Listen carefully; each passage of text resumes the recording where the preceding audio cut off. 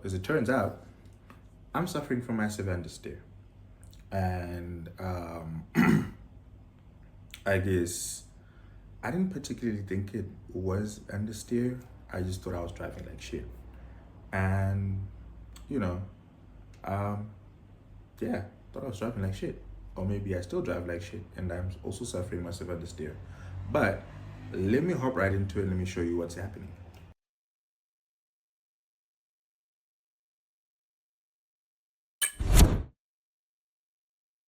So I'm gonna quickly do a time trial, um, showing you guys what's going on.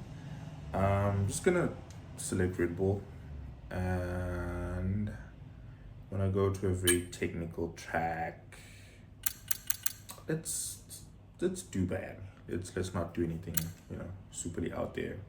But what's happening is I'm using the default settings on the wheel and I'm gonna show you guys what's going on.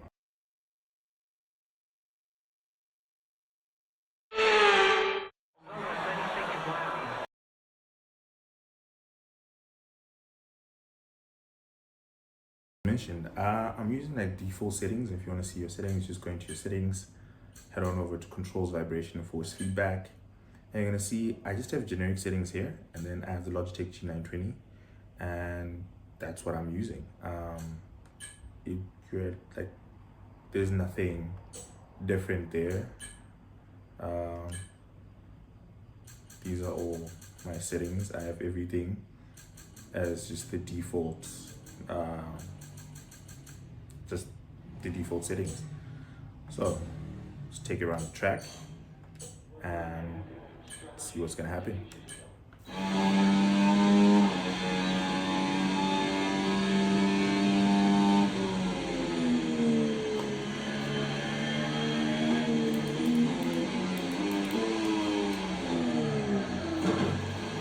See?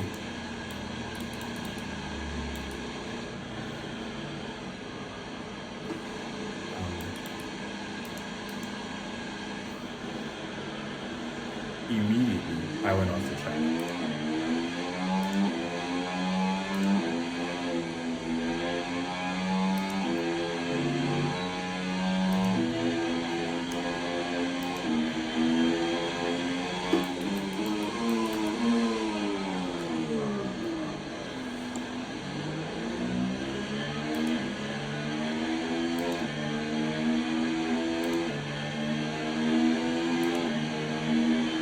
I'm not going full throttle because I'm very new to this track. Love the S's, but you can tell if I was going full throttle, this would be going probably wrong.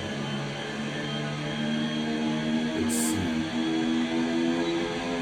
The problem usually comes breakpoint. Still, massive understeer. So now let's fiddle with the settings. So to fix our understeer problem, I have two preset settings that I found on the internet that I'm gonna try out with you guys. And as you saw earlier, like we just aren't turning. So for those of you who don't know how to change the settings, all you gotta do is just go to settings here, and then controls, vibration, and force feedback, and you go in and you'll see that you will initially maybe start out with your generic settings and your Logitech G920. And what you want to do there is, if you want to create your own profile, you just go into the specific, the generic one, and then just duplicate. Once you duplicate, it'll ask you to name your specific profile, and then Bob's your uncle. You have your own specific profile. So the one that we're gonna start out with now, the settings that we're gonna start out with, are these settings that I found on a sim site. So let's quickly go through them right now. Under calibration, there is nothing that really changed. We have our steering wheel at 100%. Everything else is default. Brake linearity is at 25%, and then brake saturation is at 0. And then under vibration and force feedback, our vibration force feedback strength is at 90. On track effects is 35. Rumble strip effects is 30. Off track effects is 20. Pit stops effects is 50. Wheel damper 15, and then maximum wheel rotation is a 400. So we're gonna take this to track now, and we're gonna see how that goes.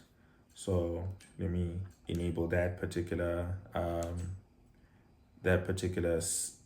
configuration, and let's take this to track and let's see how it happens. Okay, start our lap.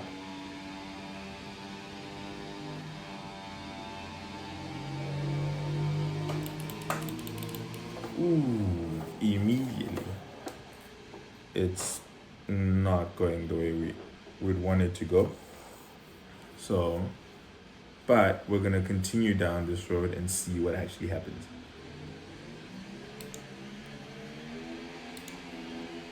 I'm just gonna go at like 70% throttle initially, figure out where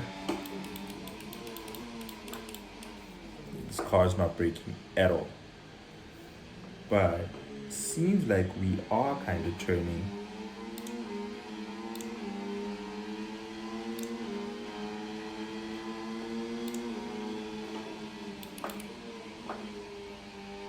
Through the S's.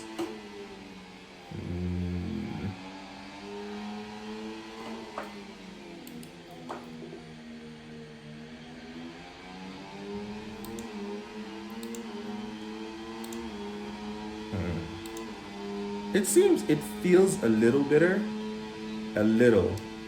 but I feel it could be better. I genuinely braking zone. We are turning. We are genuinely turning. As you can see, I don't need to have that many corrections. Ooh, missed that one entirely.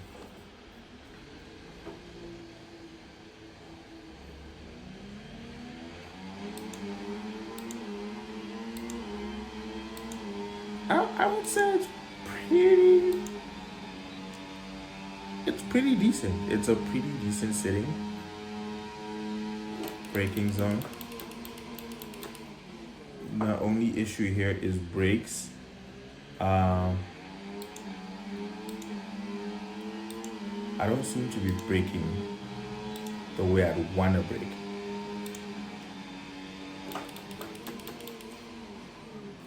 And I'm locking up quite a bit.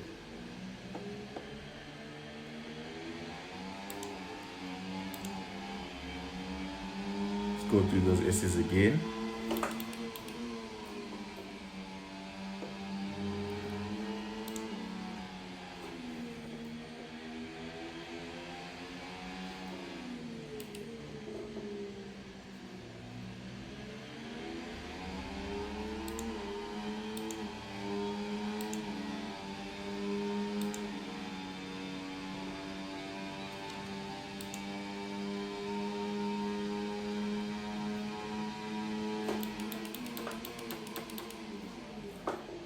I really need to step on the brake here. But we are turning.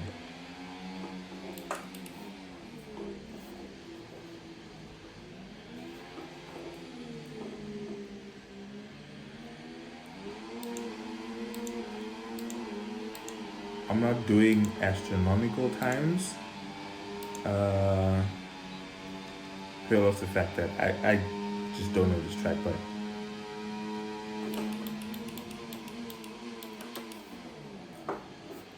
I still keep locking up, eh?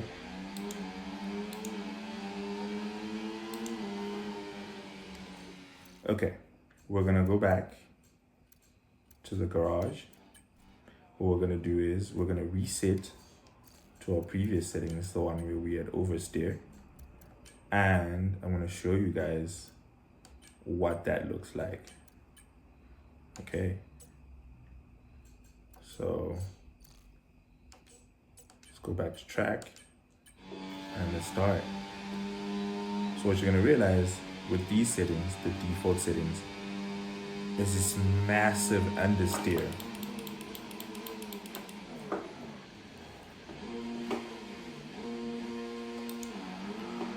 Ooh.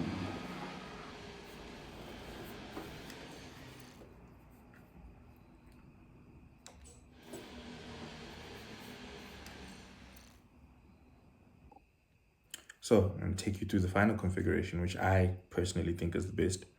So if you go through there and edit, first place is calibration. Calibration, you're going to see nothing's changed except the brake saturation. Remember I was saying like we couldn't brake. So the brake saturation has been upped to 50. And then if you go to vibration and force feedback, we will see vibration and force feedback strength is at 55. The on-track effects, 20. Rumble strips, 20. Off-track effects, 25. Pit stop effects, 20. Wheel damper, 25.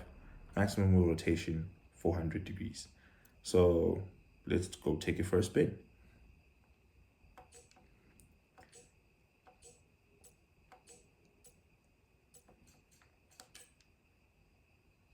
Back we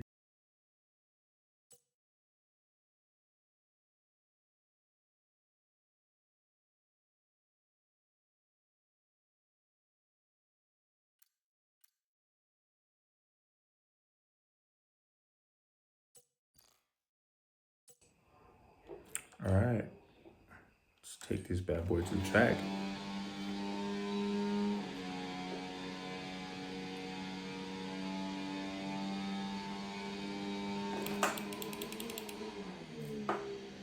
Immediately you can tell our braking is better. I locked up there, but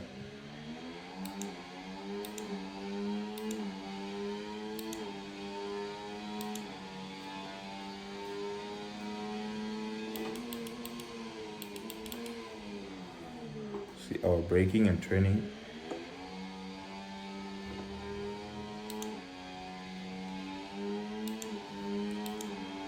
is way better.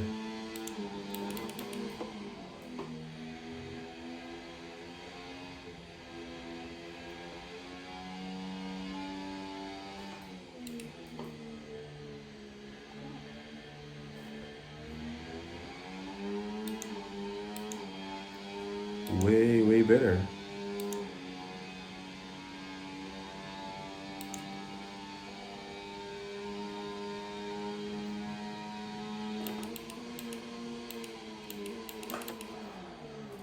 Another lock up there. But I love that now I can actually turn without having to throw the whole steering wheel.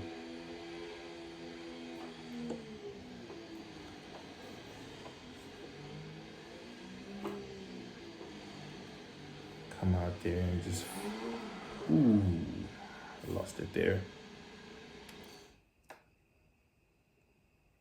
I'm gonna restart that lap, but as you can see, handling is way better.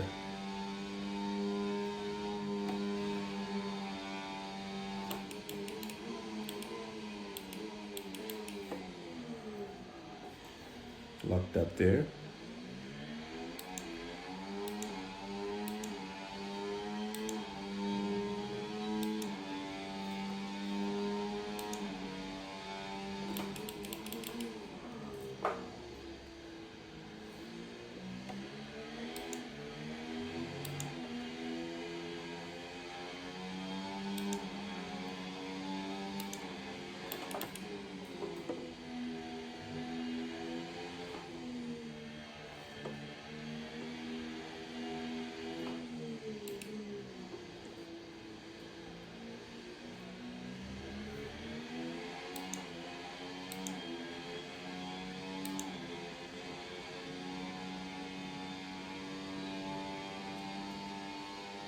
DRS wide open.